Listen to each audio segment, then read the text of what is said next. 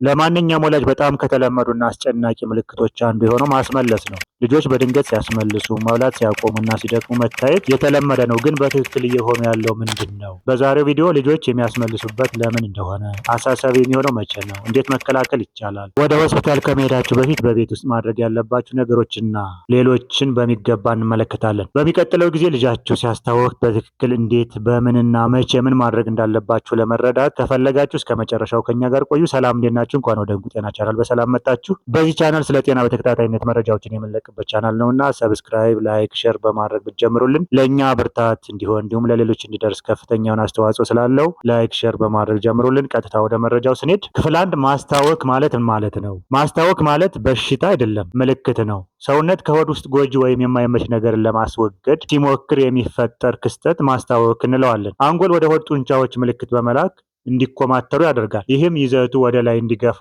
ያስገድደዋል። በዚህን ጊዜ ማስመለስ ወይም ማስታወክ ይከሰታል ማለት ነው። በልጆች ላይ ይህ ምላሽ ከአዋቂዎች የበለጠ በጣም ሴንሲቲቭ ነው። ቀላል የሆኑ ኢንፌክሽኖች፣ ማሳል ወይም ሞሽን ሲክነስ እንኳ በቀላሉ ሊያስነሳው ይችላል። ዋናው ነገር መንስኤውን ማወቅ ነው። ይህ ደግሞ ትክክለኛ ሕክምና ለመወሰን ይረዳናል። ክፍል 2 በልጆች ላይ የተለመዱ የማስታወክ መንስኤዎች ምንድን ናቸው? የተለያዩ መንስኤዎች ሊሆኑ ይችላሉ፣ ግን በጣም የተለመዱት መንስኤዎች የሚከተሉት ናቸው። አንደኛ የቫይረስ ኢንፌክሽኖች በተለይ ጋስትሮኢንተራይተስ የምንለው በጣም ተደጋጋሚ መንስኤ የቫይረስ ጋስትሮኢንተራይተስ የምንለው ነው። ብዙውን ጊዜ የሚከሰተው በሮታ ቫይረስ ወይም በኖሮ ቫይረስ ሊሆን ይችላል። ምልክቶቹ ማስታወክ፣ ውሃማ ተቅማጥ፣ ትኩሳትና ድካም ናቸው። ብዙውን ጊዜ ከ1 እስከ 3 ቀናት የሚቆዩ ሲሆን በቤት ውስጥ በፈሳሽ በመታገዝ ሊታከሙ የሚችሉ ናቸው። ሁለተኛ የምግብ መመረዝ ነው። የተበከለ ምግብ ወይም ውሃ መጠጣት ወይም መመገብ ድንገተኛ ማስታወክ፣ የሆድ ህመምና ተቅማጥ ሊያስከትል ይችላል። ማድረግ ያለባችሁ ልጆች ሁልጊዜ ትኩስ በደንብ የበሰሉ ምግቦችና ንጹህ ውሃ መጠጣትን ማረጋገጥ ይኖርባቸዋል። ሶስተኛ የመኪና ላይ ህመም ወይም ሞሽን ሲክነስ ምንለው ነው። አንዳንድ ልጆች በጉዞ ወቅት ሊያስመልሳቸው ይችላል። ይህም የሚሆነው አንጎል ከአይንና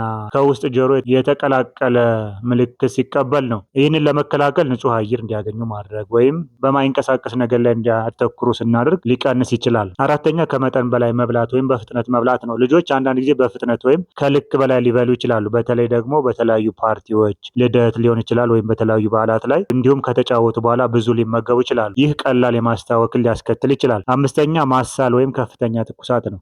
አንዳንድ ጊዜ ጠንካራ ማሳል ወይም ከፍተኛ የሆነ ትኩሳት ማስታወክን ሊያስከትል ይችላል። ይህ አደገኛ አይደለም፣ ነገር ግን ማሳል ወይም ትኩሳቱን ያመጣው በሽታ መታከም ይኖርበታል። ስድስተኛ አሳሳቢ መንስኤዎች ብዙ ያልተለመዱ ናቸው። እነዚህ ደግሞ አልፎ አልፎ ማስታወክ አሳሳቢ ነገርን ሊያመለክት ይችላል። ለምሳሌ የአንጀት መጣጠፍ ወይም የአፔንዲሳይተስ፣ የአንጀት መዘጋት ሊሆን ይችላል ወይም የኢንተስታይናል ኦብስትራክሽን፣ የማጅራት ገትር ወይም ሜኒንጃይተስ፣ የጭንቅላት ጉዳት። አንዳንዴ ደግሞ ልጆች መርዝ ከወሰዱ እነዚህ በአስቸኳይ ሕክምና እርዳታ ያስፈልጋቸዋል። ክፍል 3 አሳሳቢና ወደ ሕክምና መሄድ የሚኖርባችሁ መቼ ነው? በልጆች ላይ አብዛኛውን ማስታወቅ ቀላልና አጭር ጊዜ ሊሆን ይችላል። ነገር ግን እነዚህ ምልክቶች ካሉ ወዲያውኑ ወደ ህክምና መሄድ ግዴታ ነው።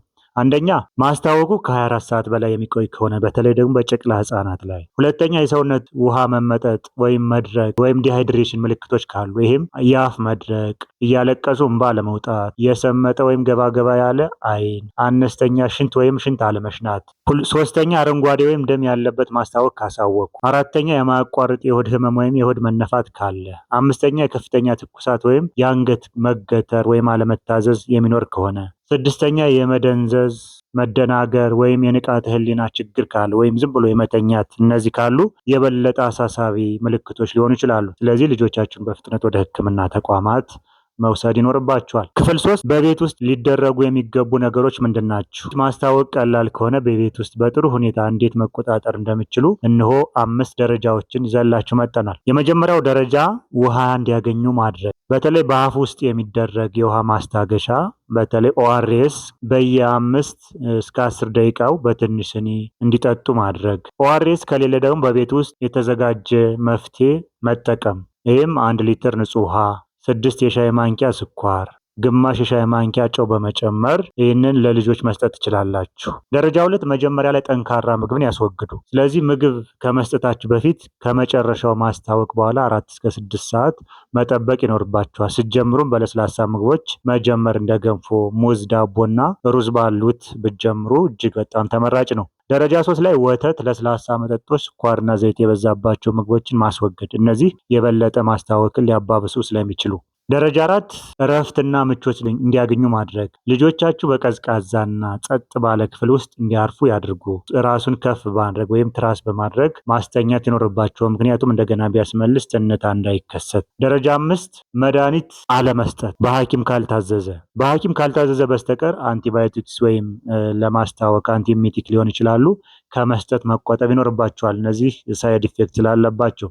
ክፍል 6 እንዴት መከላከል ይቻላል? ስለዚህ በቀላሉ የዕለት ተዕለት ልማዶችን ብዙ የማስታወክ ችግሮችን እንግዲህ ሊከላከል ይችላል። ከምግብ በፊት ሁልጊዜ እጅን መታጠብ፣ የመጠጥ ውሃው አስተማማኝ መሆኑን ማረጋገጥ፣ ምግብን መሸፈንና በደንብ ማብሰል፣ ፍራፍሬዎችና አትክልቶችን አጥቦ መጠቀም፣ ያለፋባቸውን ምግቦች ወይም በመንገድ ላይ የሚሸጡ ምግቦችን ማስወገድ፣ በጉዞ ወቅት ከባድ ወይም ዘይት የበዛባቸውን ምግቦች ማስወገድ፣ እነዚህ ሊከላከሉ ይችላሉ። በልጆች ላይ የማስታወክ አስፈሪ ሊሆን ይችላል፣ ነገር ግን ያስታውሱ አብዛኞቹ ጉዳቶች አደገኛ አይደሉም እና በአንድ ወይም በሁለት ቀን ውስጥ ሊሻላቸው ይችላል። ዋናው ነገር ፈሳሽ እንዲያገኙ፣ በተለይ ውሃ እንዲያገኙ፣ እረፍትና ክትትል ወሳኝ ነገሮች ናቸው። ግን ሁልጊዜም ጥርጣሬ ካለባችሁ ወደ ሕክምና ከመውሰድ ወደ ኋላ እንዳይሉ። ይህ ቪዲዮ ጠቃሚ ሆኖ ካገኙት ላይክ ያድርጉ። ሰብስክራይብ ካላደረጉ ደግሞ ሰብስክራይብ ያድርጉ። ለሌሎች እንዲደርስ ሼር ያድርጉልን። ስለተከታተሉ እጅግ አድርገን እናመሰግናለን። በሌላ ቪዲዮ እንገናኝ። ደህና ሁኑ።